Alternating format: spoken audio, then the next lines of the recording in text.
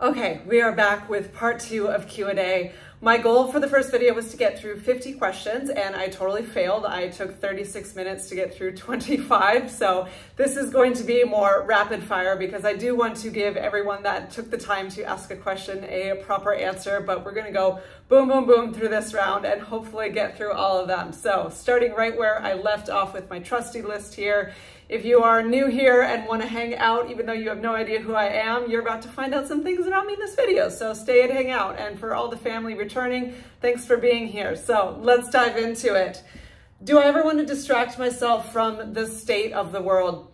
No, actually, I think that's a big giant cop-out to put your head in the sand and just distract yourself from everything that could be fixed, because to me, I mean, that's just boring. I want to contribute to making the world a better place. I want to contribute to ending the suffering of animals, to ending the mass consumption that's happening and the egregious destruction of the environment that's happening around us, to spend my time playing video games or just watching dumb TV shows when there's real problems to be solved. That's A, not fair to those that need help, and B, that's just boring to me. I would rather spend my time and energy adding value to this world. So no, I actually really don't. How do I handle living with a non-minimalist? I couldn't do it. I definitely could not do it. That's why I live alone. I mean, I just need solitude in general.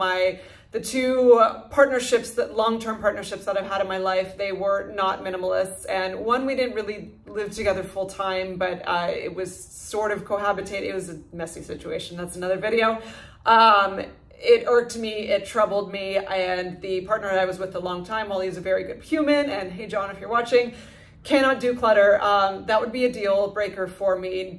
I just would not be able to live with, they do not need to be as extreme minimalist as me, but do they need to be on the minimalist spectrum? Absolutely. Can't deal with clutter, can't deal with someone that's wrapped up in consumerism. Do I have any plans for my birthday? Yes, I do. I got an Airbnb in wine country, but outside of the city more and more just in nature. It's this amazing converted shipping container that's all rustic looking and has a huge deck that overlooks the mountains and a river. And I am just going to go and decompress and enjoy nature and solitude. Right before that, I'm going to a Korean spa, and then I have a massage for when I get back. So the week is all about slow living and self-care and nature, and that is how I party. What would my ideal job be? Definitely helping people while I travel the world in some capacity, and I'm working towards that.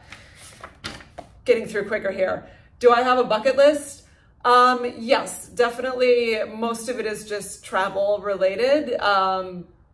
And then living off grid someday, building my own sustainable tiny cabin type situation.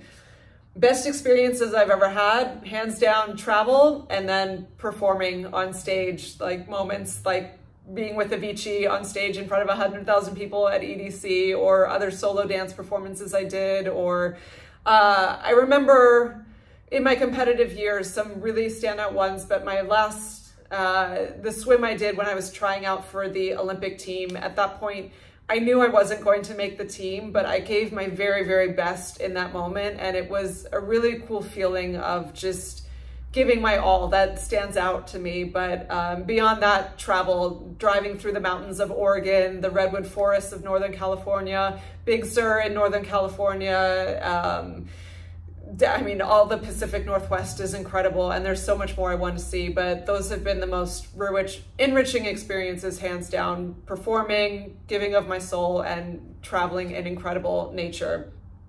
How to balance work and life in a healthy way? I work very hard because I like financial stability and freedom. The way I balance that is extreme slow living on my weekends, as I've mentioned, and my social life is very finite because takes too much energy from me. I think it's just about, but everyone's different, finding what enriches you, finding what nourishes you, and then sticking to that and staying away from things that are energy vampires like drinking and shopping. I don't do either of those things. I have a video how I quit drinking alcohol. If you want to check out that, I definitely think that can add more balance into your life because it is a big waste of time and money and makes you feel like shit. Forest, mountain, or beach person? Well, all of the above really, but mountains for sure. I feel there's just such this ethereal connection to spirit. I feel preferably mountains that kind of run into a forest and a beach. You find that in way northern California, like southern Oregon. It literally is a forest on a massive cliff that runs into the ocean.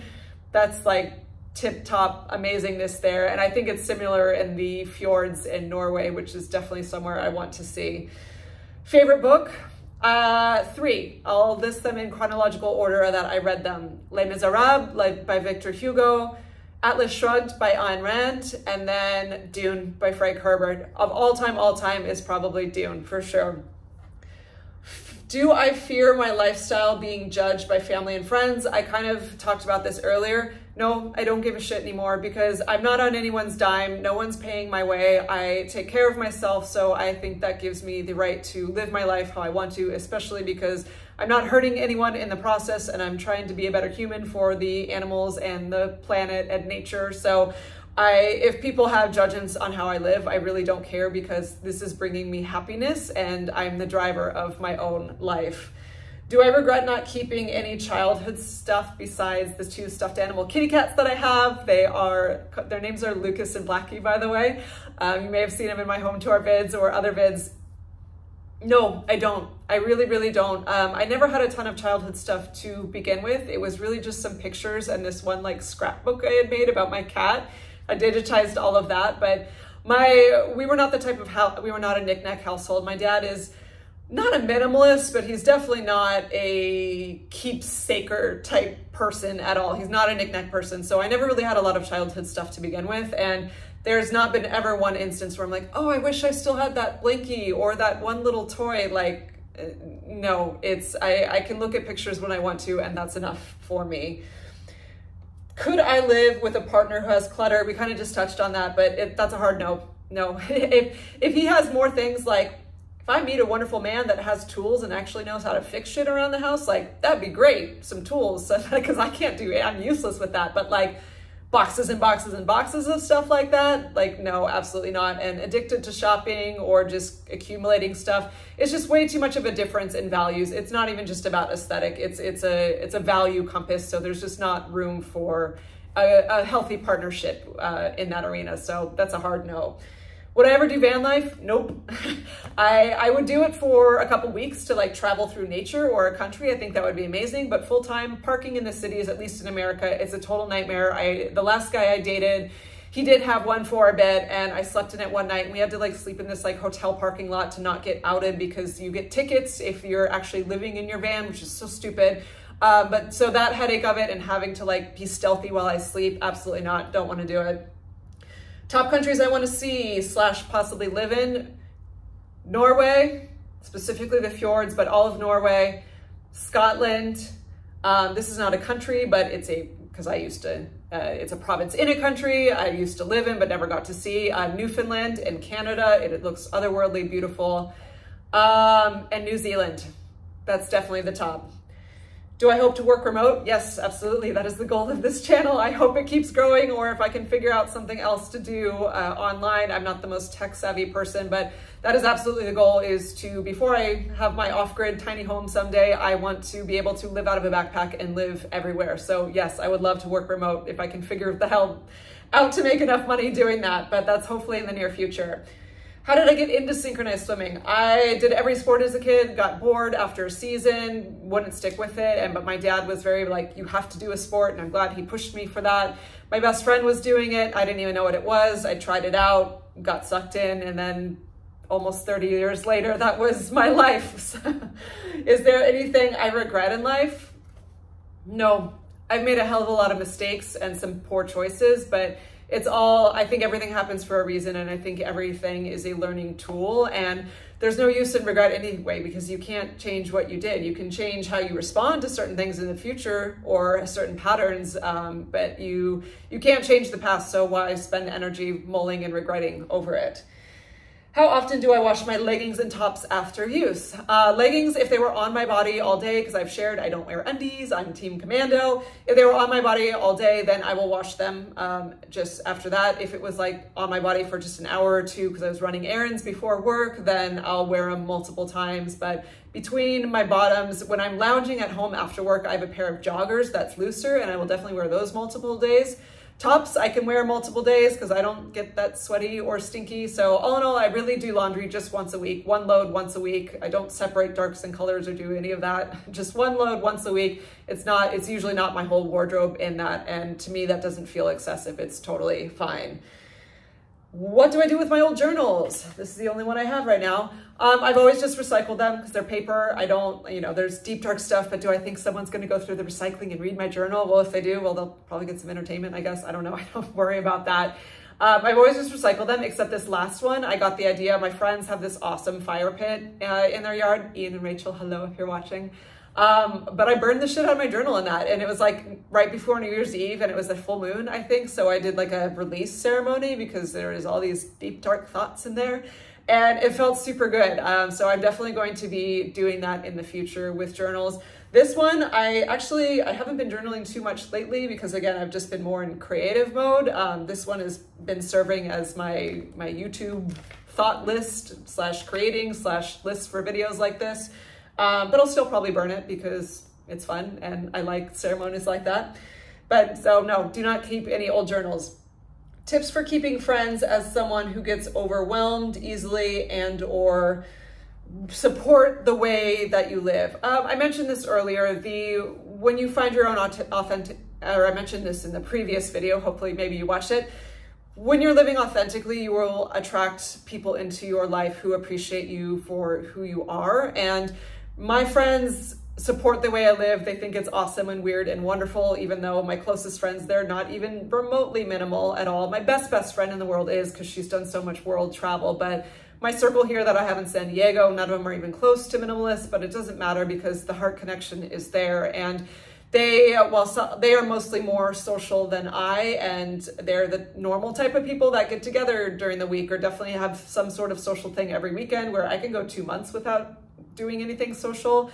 When it's a real friendship and a real connection, they're not going to care or keep tabs on you, how much you see them or don't see them. And it doesn't matter, like we'll see each other when there's time, and there's respect for if there's not time to see each other. But as far as keeping friends, again, be your most authentic self, and that will attract people who come into appreciate you for your life. And then it doesn't really take effort to keep the friendship. How did I get rid of all my papers in my house? I threw them out. I had college papers forever that I decluttered years and years ago. And it just, as far as like, everything is digital now, whether it's a tax return or a bank statement or some sort of important paper, like it all comes through email, and I just keep digital copies of the few things that I need to, but there's even mostly, I have hardly any digital copies of anything anyway. There were a few papers I wrote in college I was kind of proud of, so I kept the file of that. That's also in my Dropbox with all my pictures.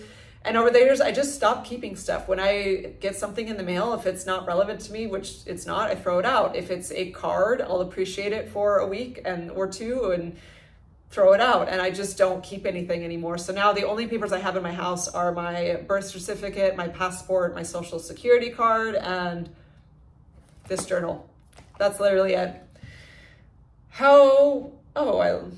Did I answer that question already? How do I deal with boredom? Yes, that's a duplicate question. I talked about that before. I don't really get bored because there's so much activity in my life, and I appreciate slow living. So if I'm doing nothing, I'm able to appreciate that.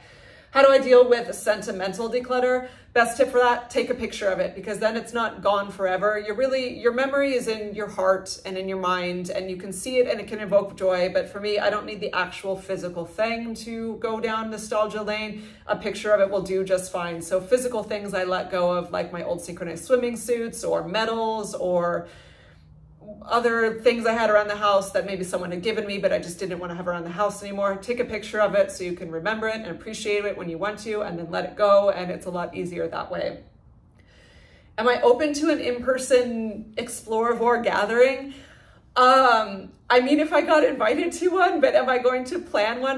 Man, this is like, everyone's gonna like unsubscribe now. Like I'm just not the type to do that. And that probably makes me sound like so horrible or mean or something, but I mean, I'm about to turn 40, and my sister, her 40th birthday party was like a 2-week long event with so many friends and so many events and like vacation homes and huge dinners. And I'm like, I'm going to an Airbnb by myself. And it's not sad. It's just like, I'm not a party person. I'm not a big gathering person. For as much as I spent my life on the stage, there's a difference when you're a performer and there's spectator, but big social gatherings, especially in my name, are like not my thing. I don't even want a wedding. I will be eloping.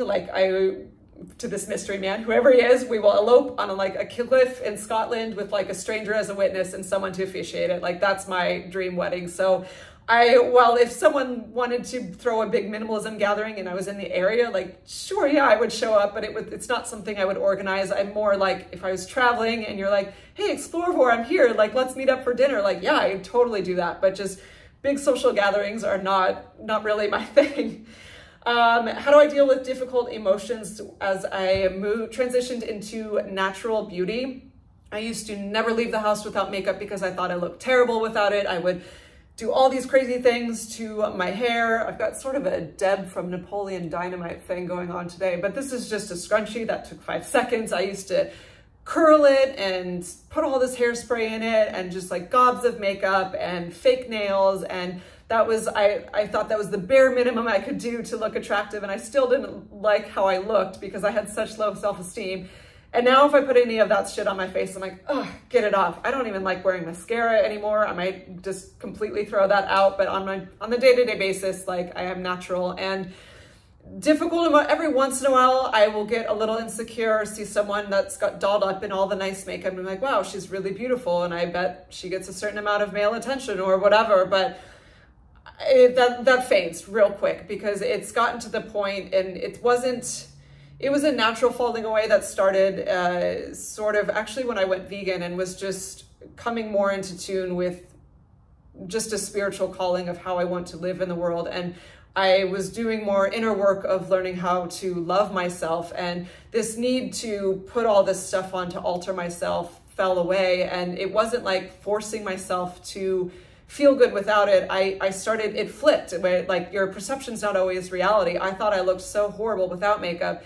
And then it flipped to where like, oh, I don't like how this makeup looks like on me at all. And I actually prefer how my face looks. I think I look better without it. And I think that comes from just doing the work to appreciate and love yourself and value yourself for how you came. Like I used to be platinum blonde and think that looks so much better than brown hair, but my brown hair matches my eyebrows, matches my eyeballs, matches my eyelashes, and I was made that way for a reason. And I think a lot of people, I think natural beauty is so beautiful on so many women, but they don't see it in themselves because we're trained to think that we have to do all these extra things, but you really don't need to. Best things we can do for climate change: eat as much plant-based as you can. It uses so many more resources to raise animals and animal agriculture, and consume as little as you can, especially plastic. I'm really trying to cut down on my plastic consumption. It's hard because it's on everything, but just using as little as you can consumption-wise, especially with fashion, because that's so unnecessary to have a gigantic wardrobe and that creates so much waste on the planet. But those are, I mean, yeah, something like taking shorter showers helps, but also like eating more plant-based saves, you know, it creates like 700 times more water usage to make a burger than it does like a potato vegetable dinner. So that's it's not right for everyone to go fully vegan, and I know not everyone will, but eating heavily plant-based can add a lot to resource management on that.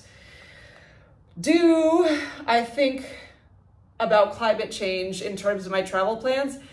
Yeah, I do, because obviously, you know, planes, it costs, that's a lot of fuel usage, and I do get stuck sometimes on like, what's the most important thing, going and seeing traveling the world and getting to experience all that, or just starting my little off-grid homestead and getting out of the system? That does strike me as more pressing to live in alignment with, but I don't know. It's like I've said, I'm not a perfect eco minimalist. I still have goals and ambitions, and there's so much natural beauty I want to see in the world. Seeing cities really has no interest for me, but seeing like the volcanoes of Iceland or the fjords of Norway or the highlands of Scotland, like that is such a gift that's just the world that we were given, and something greater than us made that. So to be able to fly and see those things is wonderful. But will I do that for 20 years? No, probably not. I'll see the places I want to see and then start more intentional living with growing my own food and finding a place of land that makes sense to localize in and live sustainably in.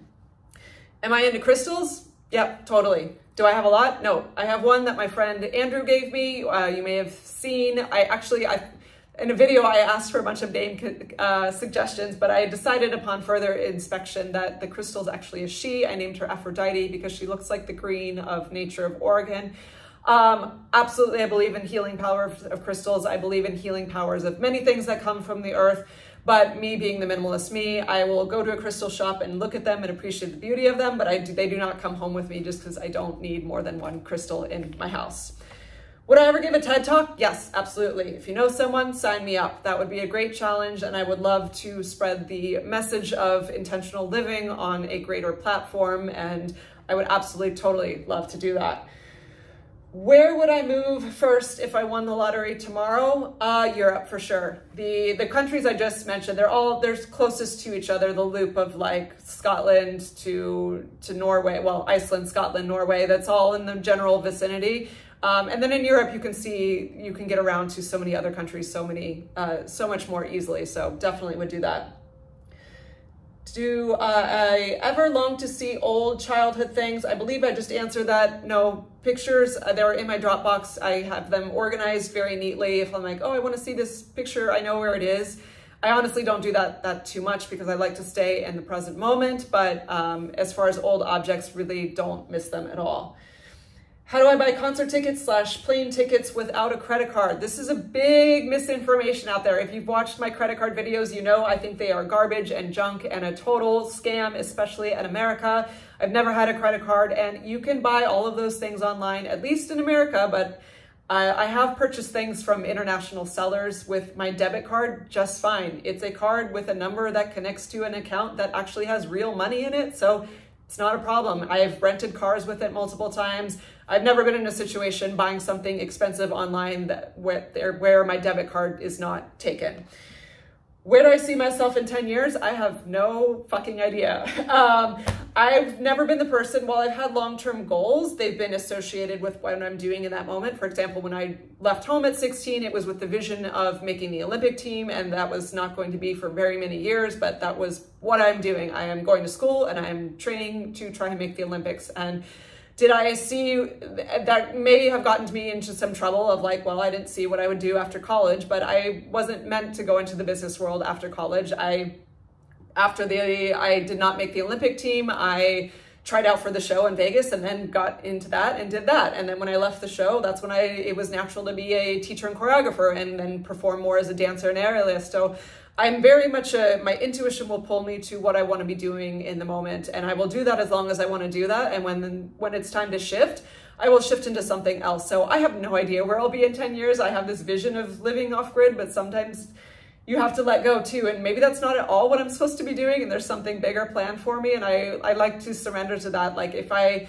whole life were mapped out and I knew exactly what was going to happen, that would be so boring and feel like a trap to me. Like it's fun to have an unknown and be working towards what you want to be doing in this moment and not, you don't get what you want right away, but you're on track to a vision. But I don't know how long those visions will always play out, if that makes sense. So where we'll be in 10 years, I don't know. We'll see. Remains to be seen.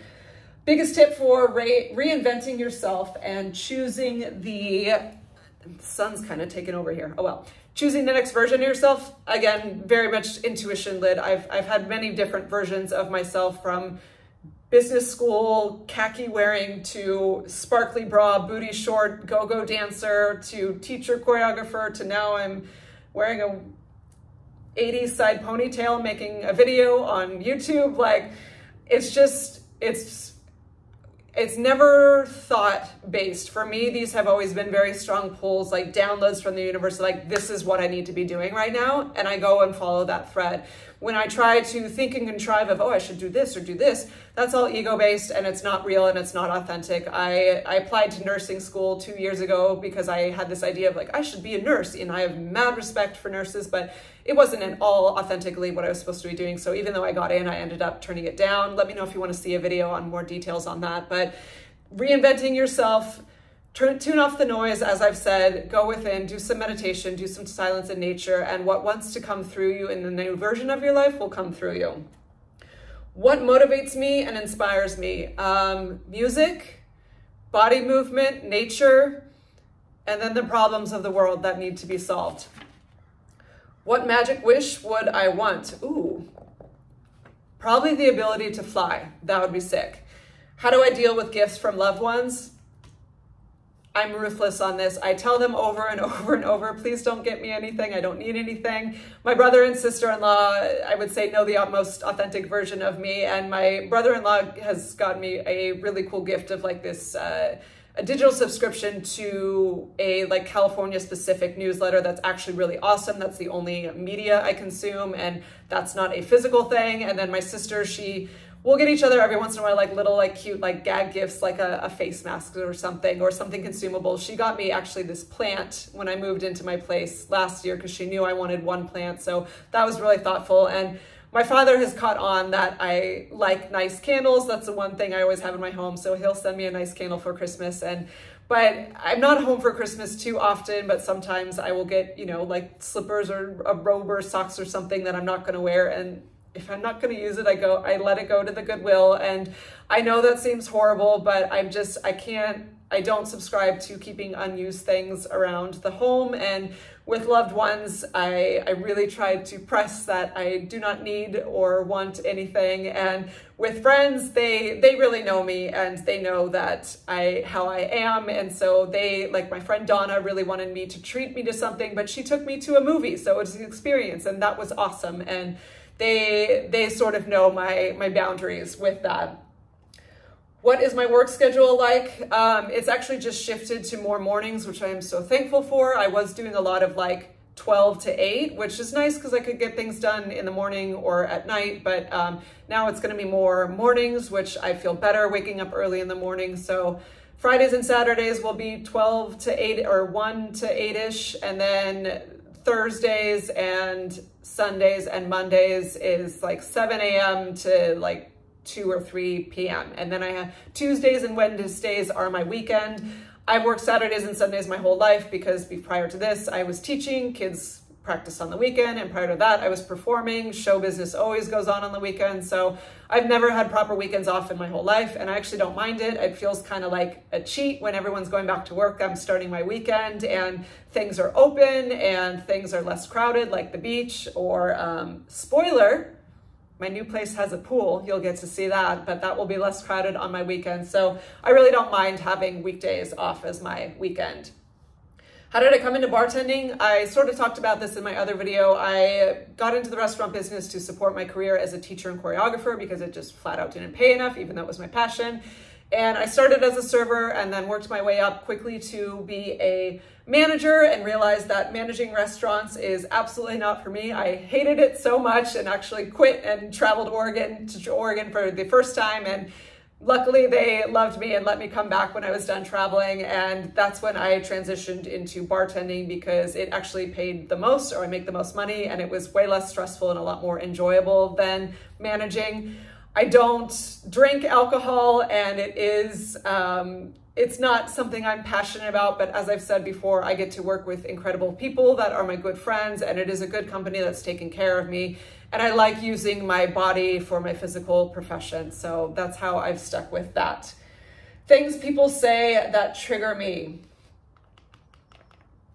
It is what it is, because that just feels like this passive cop-out of like, well, can't solve any problem, just give up. And then when people tell me to smile, I know I probably seem, I think, a little personable on this channel because people seem to be watching, sort of. But I think I can have a resting bitch face, not because I'm like bitchy and angry, but more because I'm intense. Like if I'm at work and I'm in the weeds and I'm focused and I'm really trying to get things done and it's stressful, and then someone says, hey, smile. I'm like, hey, asshole. Like I'm really stressed out right now and this job is hard and I'm focusing and trying to get shit done. And there's 300 people in the restaurant and I'm making the drink for every single one of them right now. So don't tell me to smile. I'm focused. I've always, or just like, I'll be deep in thought or introspective or out in public. And if a stranger is like, hey, smile, I'm like, bro, like, don't tell me what to do with my face. That's always really triggered me.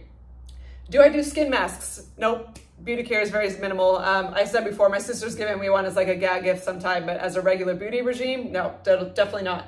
How I handle grocery shopping as a minimalist, I buy as few things in packages as I can, as much fresh produce as I can, and I don't bulk shop because it's just one of me, and I don't buy fun treat things. I buy the same stuff every week that I know that I like, and keep it simple, definitely. How do I feel about guests thinking my home is cold? Well, I don't really have guests. I've had a few friends over, and I've said before, my friends love and appreciate me for who I am, so I've never had someone say, oh, your home is cold and uninviting because it has no things. They think it's awesome how I live alternatively. And my family is scattered all over the country. They are not close by, so they don't really come to visit me. And my father is more the type that would stay in a nice hotel if he comes to visit me. So I don't really have an issue of someone coming to stay with me and thinking my home is uninviting. And if they did, I still wouldn't care. What am I most proud of? Oh, I like this question. Definitely the training I went through when I was on my years trying to make the Olympic team. I was on the US national team, also balancing that with going to school full time. And I would say what I did as a teacher as well. I tried really hard to not just curate good athletes, but curate good humans in the process and give them a very positive, healthy, nurturing experience that's within a sport that's very difficult, and teach them to love themselves and love life. Yeah, I would say probably those two things stand out to me. What are the things that bring me joy? Nature, music, performing, making art, and being in love. Do I date while I'm celibate? I mentioned, I had an earlier video that talks about my journey into 4 years of celibacy. It was never a declared proclamation or decision for myself. It's just sort of worked out like this. I don't know. I'm just not, you can watch that video if you're more curious on it, but I'm not wired for casual dating. And it's not like every person you meet, you're like, oh yeah, this is the one. But I'm not on this vow of celibacy right now. It's more just, that's how it's worked out. And I haven't met anyone, but I wouldn't date with the intention of, oh, I for sure know that it's not going to go somewhere, because I don't half-ass anything in my life. I don't do hobbies just to fill time. I don't do passive things just to fill in the blank. So I wouldn't date someone without the intention of, this is someone I really want to get to know, if that makes sense. Do I sometimes feel silly and weird making videos? Yeah, all the time. It's really fucking weird. And so, there's been so many times, maybe I'll make a blooper reel one day, where sometimes I'm like in the zone and in the flow and I hit play and it just comes out. I'm like, yes, that was good. And then other times I'm like, stop. Oh my God, I feel like an idiot. What am I doing? This is so weird. I'm just talking at my phone. That's literally right now in real time, I have it propped on a trash can. And all the time question, like, what am I doing? Is this really the best thing I could be using with my time? And then I've done work to love myself more, but I'm still human and will totally judge myself sometimes. So yes, totally feel silly sometimes, but the love and support I've received here has been ample encouragement to keep going despite the silliness I feel. Have I read Jenny Mustard's book? / do I like to read? Haven't read her book. I know it. It's called Okay Days, but I haven't read it yet. I think she's awesome and is great. Do I like to read? Yes, I love it, but it happens in spurts. I'll tend to be on a bookworm train and then take a few months off. I haven't read a book at all this year, actually, because all of my free time has been poured into this channel, which is a great creative pursuit. But I definitely absolutely love to read, and maybe I'll read her book someday. My spiritual inclination of what the world is, I believe in higher something, absolutely. I've felt higher something, absolutely. Can we quantify exactly what that is? Absolutely not. There's so much more depth, I think, that a higher version of ourselves has some access to, but our little human minds to say we know exactly what is going on, no, definitely not. I will say that for me, my highest authority on this planet, if you will, is nature. That's where I find the deepest connection to spirit. So you could call me pagan-ish, I guess. Do I smoke cannabis? Nope, don't, not at all, not ever, not CBD gummies, any of that, not for me. I am completely sober across the board. And that's also a deal breaker. If I were to date someone, cannabis is something, I hate the smell of it. I hate being around it. While I do think it can be healing for some people and useful in certain health circumstances, I think it is a big band-aid and a big pacifier and distraction, just like alcohol can be. It's plant medicine that's become misused, in my opinion. Connection to minimalism and weight. Can weight gain be tied to overconsumption? In certain circumstances, yes, absolutely. Just the addiction to needing something outside of yourself to feel better, yes. I 100% do not support diet culture and restricting calories and counting calories and not letting yourself eat. I think that is bogus.